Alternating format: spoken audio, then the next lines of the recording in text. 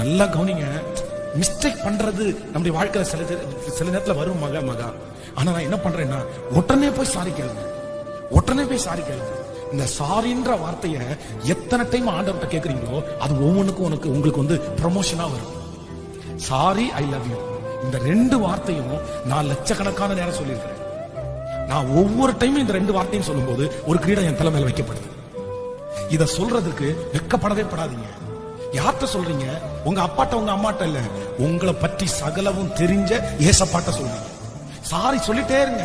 எப்பனாலும் உங்களுக்கு எது தப்புனாலும் சாரிப்பா தெரியாம சொல்லிட்டப்பா, ஆனா ஸ்டில் ஐ லவ் யூ, உன்னை நேசிக்கிறப்பா, உங்களை விட்டு தான் எங்கப்பா போவேன், நீங்க எனக்கு வேணும்ப்பா. இந்த 2 வார்த்தையும் உங்களுக்குள்ள எப்பவுமே இருக்கும். பட் அந்த கனெக்ஷனை வந்து இதுவரைக்கும் நீங்க கட் பண்ணிருந்தீங்கன்னா, இங்க இருக்கிற நிறைய பேரு நீ அந்த தப்பு பண்றதுக்கு காரணம், நீ இவ்வளவு பெரிய பிரச்சனையில சிக்கி இருக்கிறதுக்கு காரணம் வேற எதுவுமே இல்ல, ஆண்டவருடைய கனெக்ஷன்.